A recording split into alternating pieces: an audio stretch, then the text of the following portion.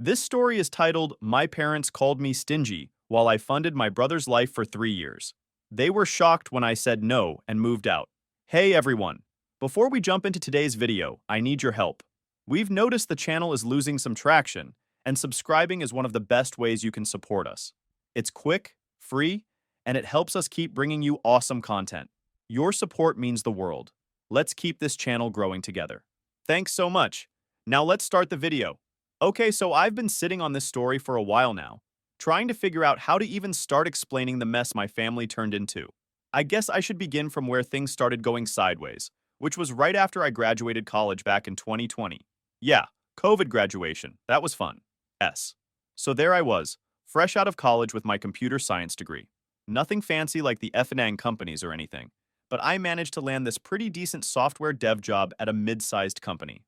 The pay was good, started at 75,000, which isn't insane money, but definitely not bad for a first job in our area. The thing is, rent around here is absolutely ridiculous, talking like $2,000 plus for a decent one-bedroom. So I figured I'd be smart and stay with my parents for a bit to save up some cash. Quick background on my family situation. There's me, 27 male, my younger brother Marcus, 22 male, and my sister Sarah, 25 female, who was already living on her own and working on her PhD in another city. Our parents seemed pretty normal at first. Dad works in sales, mom's a high school teacher. Middle-class lifestyle, nothing too crazy. When I first moved back home, my parents were like, "We'll charge you $800 a month for rent, utilities included," which honestly seemed pretty fair at the time. Way cheaper than getting my own place, right? Sarah thought it was weird they were charging their own kid rent when they knew I was trying to save up. But I brushed it off. Man, I should have listened to her. Here's where things started getting interesting, and by interesting I mean completely messed up. Marcus was about to start college, and one night my parents sat me down for what they called a family meeting. You know those conversations that seem totally normal at first, but then you look back and realize that's where everything went wrong? Yeah, this was one of those. They started off real casual, like, "Hey, since you're making good money now and living here," conveniently forgetting about the rent I was paying them. "Maybe you could help out with Marcus's education?" The way they presented it made it sound so reasonable. They weren't asking for the whole thing, just wanted me to chip in because family helps family. I remember texting Sarah about it that night, and she immediately called me saying it was BS. "They're setting you up," she said. But I was like, "Nah, it's just a little help with tuition. What's the big deal?" Looking back now, Sarah saw the red flags from a mile away. The first semester, it was just helping with tuition, about $3,500. Then it was another $500 for books. Then Marcus needed a laptop because his old one was too slow for his engineering programs. That was another $1,200 right there. But hey, I was making decent money and living at home, so I could handle it, right? What I didn't realize at the time was how this was creating this weird power dynamic in the house. Like, I'd be trying to work from home. Remember, this was during COVID. And Marcus would have his friends over being loud AF in the next room. If I complained, my parents would be like, "Oh, he needs to distress from his studies." But if I wanted to have my friends over, suddenly it was, "We need quiet in the house." Or, "The living room's too messy for guests." The real kicker was how they started treating my spending habits. I'd buy myself something small, like a $60 game, and my mom would make these passive-aggressive comments like, "Must be nice to have money to waste on games," or, "I guess Marcus's education isn't that expensive if you can afford to buy games." Meanwhile, they had no problem with Marcus ordering Uber Eats 3 times a day, or buying new clothes every other week with my money. Sarah would visit sometimes and just watch all this going down with this look on her face. You know, that "I told you so" look that siblings get. She tried warning me multiple times that this wasn't normal, but I kept making excuses.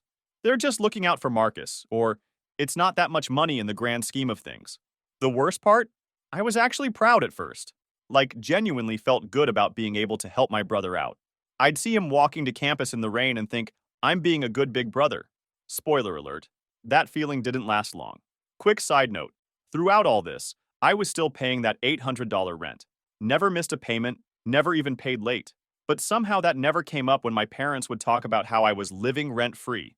Their words, not mine, and should be grateful for the opportunity to give back to the family. Looking back now, I can't believe how blind I was to what was happening. Sarah keeps telling me it's not my fault, that manipulative people are good at making crazy situations seem normal. But man, when I think about how I let them set this precedent, It makes my stomach turn. Now helping with Marcus's tuition? Well, that was just the beginning. It's like they say, give someone an inch and they'll take a mile. Except in my case, they took several thousand miles and then complained about the view. Let me break down what a typical month looked like. I actually started keeping track in a spreadsheet because things were getting so crazy. $800 for rent to my parents. Around $3,500 for Marcus's tuition payments. $200 to $300 for his textbooks, because apparently he needed the newest editions. $400 to $500 for his school supplies, which somehow included a new gaming chair because it would help him study better, plus random stuff like food, clothes, and whatever else he needed. But wait, it gets better. One rainy day, I'm driving home from work and I see Marcus walking to campus, looking like a drowned rat. Felt bad for him. Stupid me, right? So I decided to buy him a car. Found this really decent 2019 Honda Civic. Low miles, clean history, good on gas. Spent like $19,000 on it, which was a pretty big chunk of my savings. But I figured it was a solid investment in my brother's education. You want to know what this ungrateful little shit said when I gave him the keys? Oh, I was kind of hoping for something more like Jake's BMW. This is kind of basic. Basic. The free car I bought him was basic. Sarah literally face-palmed when I told her about it later. But the car wasn't even the worst part. My parents apparently saw me buying Marcus a car as some kind of sign that I was secretly swimming in money. Next thing I know, Mom's washing machine breaks down. Instead of getting it fixed or buying a reasonable replacement, she starts dropping hints about this fancy Samsung model that's on sale for only $1,200. And because I'm still trying to be a good son, I buy it for her. You'd think she'd be grateful, right? Nah. 2 weeks later, she's complaining that her friend Helen has the model with the steam function, and how that would have been so much better for Dad's dress shirts. Then she starts having issues with her iPhone 11, and suddenly needs the iPhone 14 Pro because all her teacher friends have one. Another $1,000 down the drain. Not to be outdone, Dad starts talking about this Weber grill he's been eyeing. $1,200 later, he uses it twice, and then complains it's not the exact model he wanted. The old grill was working fine, BTW. He just wanted the fancy one to show off to the neighbors. Meanwhile, I'm driving my 2015 Toyota Corolla, which runs perfectly fine, thank you very much, wearing clothes from Target and getting called Stingy because I don't want to go on their fancy family vacation to Hawaii. Like, hello? I'm paying for 2 households at this point. The absolute cherry on top? One day, I overhear my mom on the phone with my aunt, talking about how concerned she is about my spending habits. According to her, I was throwing money away on stupid stuff instead of investing in my future. The stupid stuff? My $15 a month gym membership and occasionally ordering pizza. I wish I was making this up. Sarah would visit every few weeks and just watch this circus with this mix of horror and fascination. She tried talking to our parents about it once, pointing out how they never asked her for money. She's in graduate school and barely making ends meet. You know what they said? Well, your brother makes good money. He can afford to help the family. Help the family. Right. Because apparently dropping $40,000 plus in less than 2 years wasn't enough help. The money wasn't even the worst part, though. It was the attitude that came with it. Marcus started acting like my personal investment was his birthright. He'd literally text me stuff like, need $50 for dinner with friends? No please, no thank you. Not even a question mark. Just straight up telling me to send money. And my parents? They enabled this BS completely. Anytime I'd try to say no or suggest maybe Marcus could get a part-time job, they'd hit me with the family helps family guilt trip. Or my personal favorite, we didn't raise you to be selfish. Pretty rich coming from people who were basically treating their own son like a walking wallet. I started trying to hide any signs that I had money. Stopped buying anything new for myself. Started bringing lunch to work instead of buying it. But somehow, they always knew when I got my bonus or a raise. To this day, I'm pretty sure my mom was checking my mail for bank statements. The real fun part was how they handled my friends coming over. Remember how I mentioned I was paying $800 in rent? Well, apparently that didn't give me the right to have friends over. Every time I tried to have people over, there was some excuse. The house is too messy. We need quiet. We're having a family night. But Marcus? This kid could have the entire engineering department over until 3 a.m., and my parents would just smile and say, boys will be boys. Now I'm going to tell you about the moment everything changed. It wasn't some big dramatic showdown like you see in movies. Actually, it was something so small and stupid that it's almost funny. It was a regular Tuesday evening. I just finished a 10-hour workday, because apparently being the family ATM meant I needed to pick up extra projects for more money, and Marcus comes barging into my room. Didn't knock or anything. Personal space wasn't really a thing in our house anymore. He needed money for books. Again. This was like the third time that semester, which made zero sense because who needs that many books halfway through a term? But whatever, I was used to it by this point. What got me wasn't the request, it was his attitude.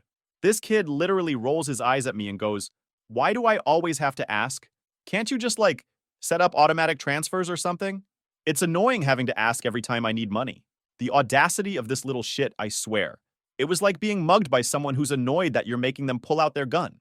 I remember just sitting there, staring at my secondhand desk, because I couldn't waste money on new furniture while Marcus needed a gaming setup for study purposes, and something in my brain just clicked. That night, I couldn't sleep. Kept thinking about how we got here. Like, when exactly did I go from helpful older brother to family financing department? I opened up my banking app and started adding up everything I'd spent on them in the past 3 years. Big mistake. By 2 a.m., I was having what I can only describe as an existential crisis. Quick breakdown of what I found, and this still makes me nauseous. Marcus's tuition, approximately $21,000. That damn Civic, $19,000. Books and supplies, approximately $12,000. Mom's washing machine, $1,200. Mom's iPhone, $1,000. Dad's useless grill, $1,200. Random expenses for Marcus, approximately $15,000. Rent to my parents, $28,800. 800 times 36 months. Total, around $99,200, nearly $100,000. And that's just what I could track through my bank statements. Doesn't include all the cash I handed out, or the small stuff I stopped keeping receipts for. I felt sick, like physically ill. Went to the bathroom and actually threw up. Then, because I clearly hate myself, I opened Reddit and started typing out this crazy long post about everything. Didn't expect much. Maybe a few people telling me I was an idiot. They wouldn't be wrong. The response fucking floored me. Within an hour, my inbox was exploding. But it was one comment that hit me like a truck. "Why do you set yourself on fire to keep others warm?" That line broke something in me. I started reading more comments, and it was like everyone could see what I couldn't. Your parents are financially abusing you. They're using you as a retirement plan and a college fund. Your brother sees you as an ATM because that's how your parents taught him to see you. They charge you rent and make you pay for everything? That's messed up. Sarah called me at like 3 a.m. Because of course she was reading the Reddit post. She follows my account to keep tabs on my sanity, as she puts it. She was like, "Finally! I've been trying to tell you this for 3 years." The next day at work was weird. I kept thinking about all the comments. People sharing similar stories, talking about how they broke free, how much better their lives got once they set boundaries. It was like a fog lifting, you know? Then my mom texts me, "Marcus needs new winter tires for the Civic. The dealership quoted $800. Handle it this weekend, please." Not, "Can you help?" Or "Would you be able to?" Just handle it, like I was her employee or something. I didn't respond, which was apparently unacceptable because an hour later, my dad calls. "Your mother texted you about the tires." Not a question, not a greeting, just straight to what they needed from me. "I saw it," I said. "Well, are you going to take care of it?" And that's when I said something I'd never said before. "No." The silence on the other end was deafening. Then, "What do you mean, no?" "It's your brother's safety we're talking about. It's not my car anymore. I gave it to him. His car, his tires, his problem." He started going off about family responsibility and how selfish I was being. Called me ungrateful. Reminded me how I was living in their house, conveniently forgetting the $800 a month rent again. I hung up. Just clicked the red button mid-rant. Then I opened my laptop and started apartment hunting. Not in our city, though. I was looking at places in different states. Because at that point, I knew I needed to get far away, or nothing would ever change.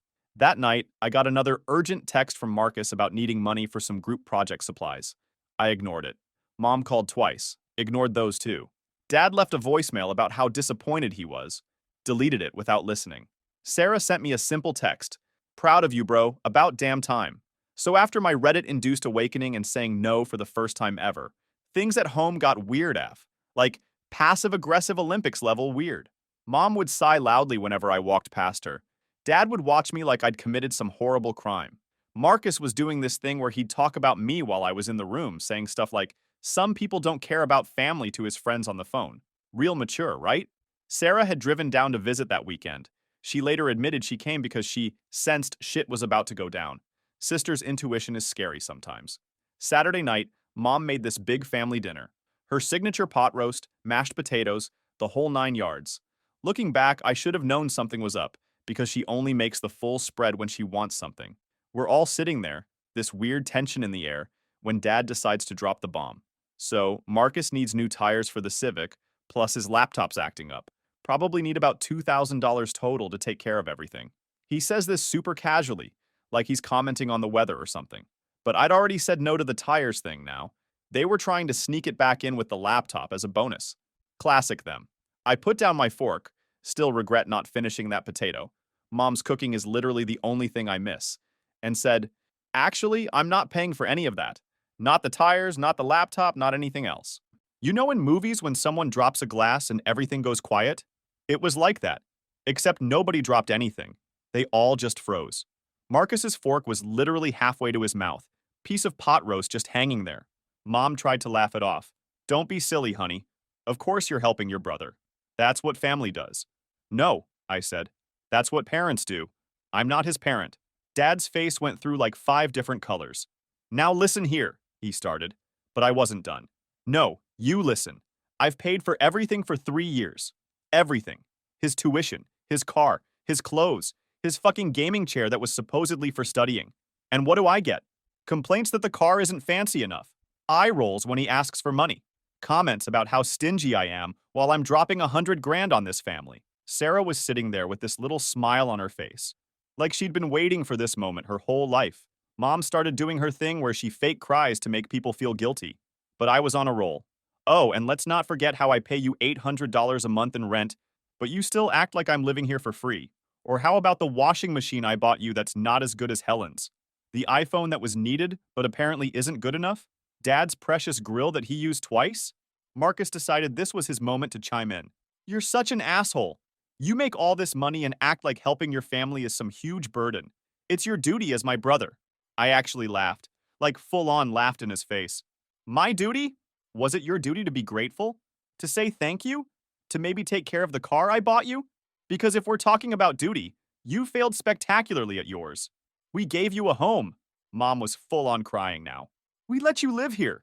Let me? Let me? I pay rent. And let's talk about this home. My friends aren't allowed over because the house needs to be quiet. But Marcus can have a fucking frat party at 3 a.m.? I can't use the living room TV because Marcus needs it for studying. Since when does Fortnite count as studying?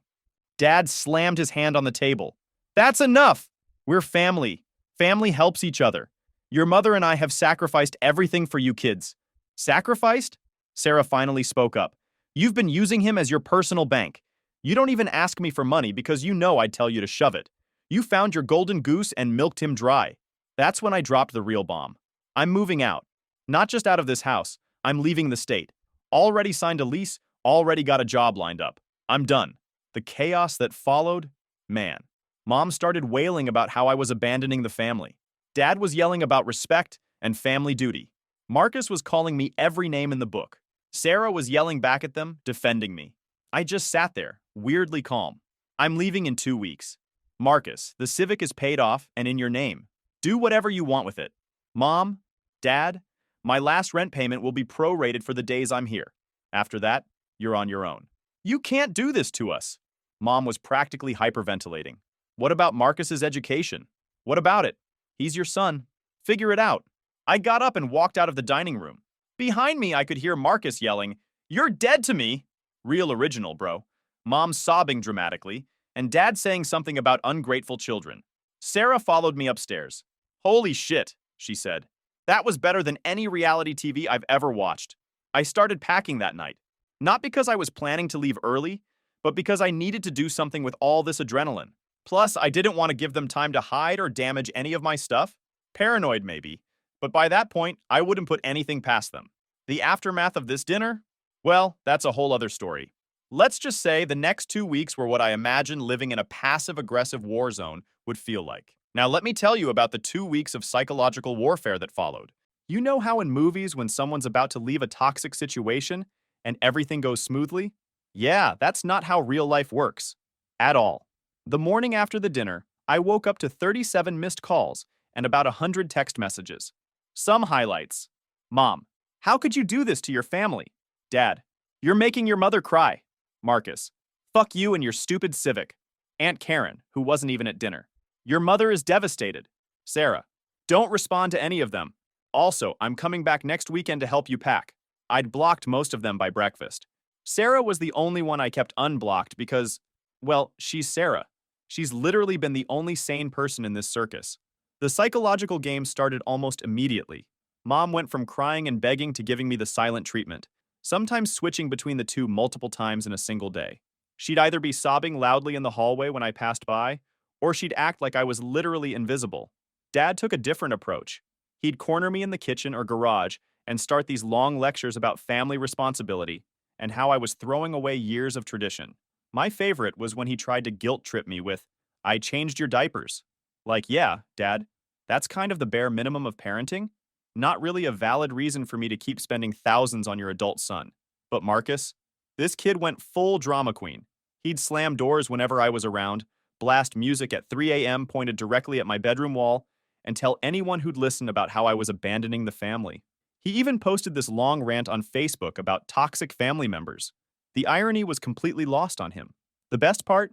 He kept dropping hints about all the stuff he needed before I left. Like he thought I was going to feel guilty and go on one last shopping spree for him. My laptop's really slow. Or the Civic needs an oil change. Or my personal favorite, Jake's brother bought him a MacBook Pro before he moved away. Cool story, bro. Jake's brother sounds like another sucker. I started documenting everything because some of the Reddit comments on my previous posts warned me about potential escalation. Set up a camera in my room, legal in my state as long as it's my private space. Saved every text, kept all emails, took photos of my stuff daily in case anything mysteriously broke. Speaking of my stuff, watching them realize how much of their stuff was actually mine was kind of hilarious. The TV in the living room? Mine. The fancy coffee maker? Mine. The tools in the garage? Mostly mine. The Wi-Fi router and gaming console? You guessed it. Mine. I started making a list of everything I needed to take, and it was basically half the house's amenities. Sarah drove down that weekend like she promised, and thank God she did because things got weird. Mom suddenly wanted to help with packing. She'd come into my room with boxes, acting all motherly, but I'd catch her going through my stuff when she thought I wasn't looking. Dad kept making comments about how certain items should stay with the family. Items I'd bought with my own money, mind you. The guilt trips got creative too. Mom would make all my favorite foods, then cry about how no one will be here to enjoy her cooking anymore. Dad started bringing up random memories from my childhood, like, remember when we taught you to ride a bike? Yeah, Dad. And remember when I bought you a $1,200 grill you used twice? Marcus switched between ignoring my existence and making snide comments about how he'd have to lower himself to get a part-time job now. The one time I did respond, I just said, "Welcome to real life, buddy." He didn't like that very much. The worst was when they tried to involve my extended family. Suddenly, every aunt, uncle, and second cousin twice removed was calling or texting about how I was tearing the family apart. Most of them had no idea I'd been bankrolling everything. They just got Mom's version where I was the ungrateful son abandoning his poor family. Sarah, being the absolute legend she is, started posting receipts, literally, on the family Facebook group. Screenshots of my bank statements showing payments for Marcus's tuition, the Civic purchase, Mom's washing machine, Dad's grill, everything. That shut them up pretty quick. The final straw was when I overheard Mom and Dad discussing how they could convince me to leave my TV and gaming setup for Marcus because he needs something to help him cope with this betrayal. I called Sarah immediately, and we rented a storage unit the next day. Started moving my most valuable stuff out when nobody was home. Work was my only escape during all this. I'd leave early, come home late, and eat lunch at my desk just to minimize the time I had to spend at home. My coworkers probably thought I was gunning for a promotion, but nah, just avoiding World War III at home. One night, I was loading some boxes into my car around midnight. Yeah, it got to the point where I was sneaking around like a thief in my own house, and our neighbor, Mrs. Rodriguez, came out. She'd lived next door since I was a kid and had apparently heard everything through her kitchen window during the dinner fight. She just looked at me and said, "Good for you, honey. Should have done it sooner." Then she gave me a Tupperware full of her famous enchiladas and told me to be careful driving at night. Sometimes support comes from the most unexpected places, you know? So, moving day. I'd hired movers, thanks to everyone who suggested this in the comments. Best advice ever, because I didn't trust my family to not accidentally break my stuff if they helped. Sarah took the day off to supervise while I handled last-minute stuff at work. Mom spent the whole morning crying in the kitchen, loud enough for the movers to hear. Real subtle, Mom. Dad stood in the driveway with his arms crossed, watching everything like a prison guard. Marcus didn't even come out of his room. Just blasted Linkin Park's Numb on repeat. Real mature, bro. The best part? When the movers started taking the living room TV, mine, Dad actually tried to stop them. There must be some mistake. That's a family TV. Sarah shut that down real quick by pulling out the receipt from my files. His face when he saw my name on it? Priceless. I'd found this decent apartment in a smaller city about 4 states away. Nothing fancy, basic one-bedroom with some charm, aka slightly outdated everything. But you know what made it perfect? It was mine. No guilt trips about using the living room, no complaints about having friends over, no random family members walking in without knocking. First night in the new place was weird AF. Like, really weird. I'm laying there on my mattress, still hadn't set up the bed frame, and it's just quiet. No Marcus's gaming rage at 2 a.m., no mom's passive-aggressive sighing, no dad's late-night lectures about family duty. Just silence. I actually had trouble sleeping because it was too peaceful. Then the silence extended to my phone. Total radio silence from the family, like complete communication blackout. Even the flying monkeys, aka the extended family, stopped messaging. Sarah told me Mom had made this big dramatic post on Facebook about respecting privacy during this difficult family time. Translation: she was embarrassed that people knew they'd been mooching off me. Sarah kept me updated on the family situation. She's the only one I still talk to regularly. Apparently, things got real interesting after I left. Marcus had to get a part-time job at Starbucks because gas bills exist. Mom had to start bringing lunch to work instead of eating out every day. Dad's fancy grill mysteriously stopped working, probably because he never bothered to learn how to maintain it properly. The Civic needed repairs, and Marcus had to pay for them himself. The horror. But the best part? They started treating Sarah differently. Remember how they never asked her for money because she was still studying? Well, suddenly they started dropping hints about her helping the family. She shut that down so fast it probably broke the sound barrier. Sorry, she told them, but I learned from watching what you did to my brother. Mic drop. About a month in, I got my first actual mail from them. A birthday card from Mom. Inside was this long, guilt-trippy letter about how much they missed me and how hard things were without me. Not one word of apology, mind you. Just lots of, we're struggling, and family should stick together, and Marcus is having such a hard time. I pinned it to my fridge as a reminder of why I left. Next to it, I put a screenshot of my bank account showing actual savings for the first time in years. The weirdest adjustment wasn't the new city or the job, or even the silence from my family.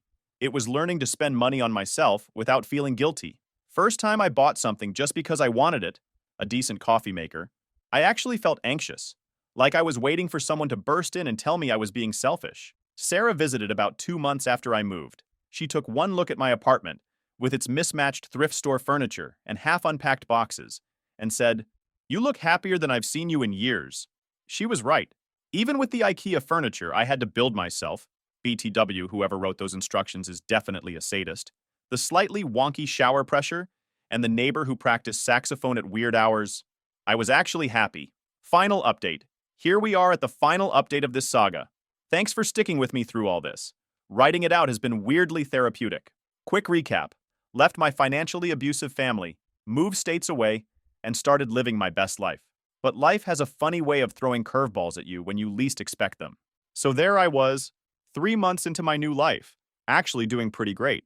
Had a solid routine going. Work was good, apartment was feeling like home, finally figured out that damn IKEA bed frame, and I'd even started dating someone from my hiking group. Turns out being financially stable makes you more confident. Who knew? Then one random Tuesday, I get this email from Marcus. Not gonna lie, my first instinct was to delete it. Sarah had told me he'd been having a rough time adjusting to actually having to work for stuff. Welcome to real life, buddy. But I figured it was just another attempt to guilt trip me. But curiosity got the better of me, and Sarah convinced me to at least read it. So I opened it. Y'all, it was actually an apology. Like, a real one. Turns out, after I left, my parents started pressuring him to step up and help the family. Sound familiar? They expected him to get a job to help with bills while still maintaining his grades. And suddenly he understood exactly what they'd been doing to me. Some quotes from his email. I get it now. I'm sorry I was such an entitled little shit. They tried to make me pay for the internet bill and I nearly lost it. Can't believe you handled this for 3 years. That Civic you bought me? Actually, a really good car. Sorry I was ungrateful. The best part? He got a job at Starbucks and started doing DoorDash on weekends to cover his expenses. Said it was a real wake-up call about the value of money. He even mentioned he was planning to move out himself as soon as he saved enough. I didn't respond right away. Took a few days to process it and talk it over with Sarah. Honestly, don't know what I'd do without her as my personal therapist, LOL. Finally sent him back a short email saying I appreciated his apology and wished him luck with everything. Then about a week later, I got an actual paper letter in the mail from my parents. Not an email, not a text. An honest-to-God handwritten letter. Mom's handwriting, but signed by both of them. This is where it gets interesting.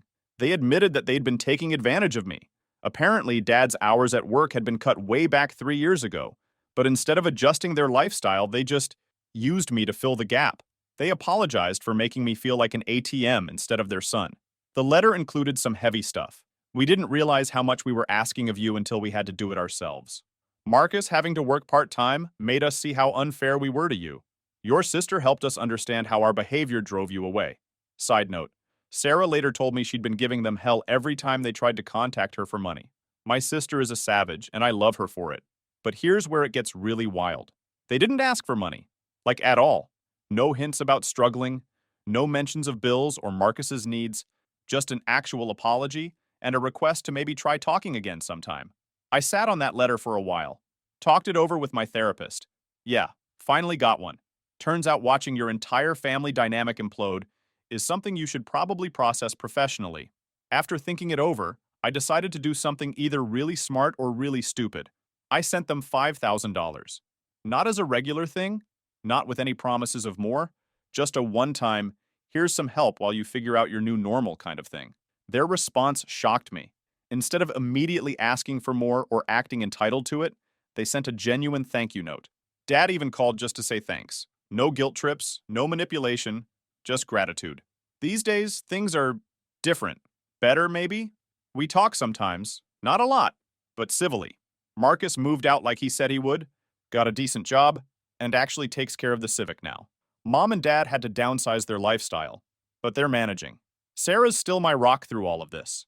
She's killing it in her PhD program, and yes, I still help her out, because she's literally the only one who never tried to take advantage of me. She keeps insisting on paying me back, even though I tell her not to, and sends me detailed spreadsheets of her expenses because she's a nerdy goddess like that. As for me, life's pretty good. Got another promotion at work, started seriously dating that girl from the hiking group. She thinks my family drama would make a great movie, lol. And finally bought myself a nice TV without feeling guilty about it. The whole experience taught me something important. Sometimes the hardest boundaries to set are with the people closest to you. But once you set them, man, life gets so much better. Looking back, I don't regret leaving. Was it hard? Yeah. Did it hurt? Absolutely. But it was necessary. Not just for me, but for all of us. Sometimes you have to blow everything up to build something better. Also, random update. Marcus finally figured out how to change his own oil. Small victories, right? Edit. Holy shit, this blew up way more than my original posts. Thanks for all the awards and support throughout this whole saga. Edit 2. Since people keep asking, yes, Sarah's still awesome. She's writing her dissertation now, and no, I won't stop helping her, because she's literally the only one who saw this BS for what it was from day one. Edit 3. For those invested in my IKEA journey, I finally got rid of that cursed bed frame and bought a real one. My back thanks you for all the advice.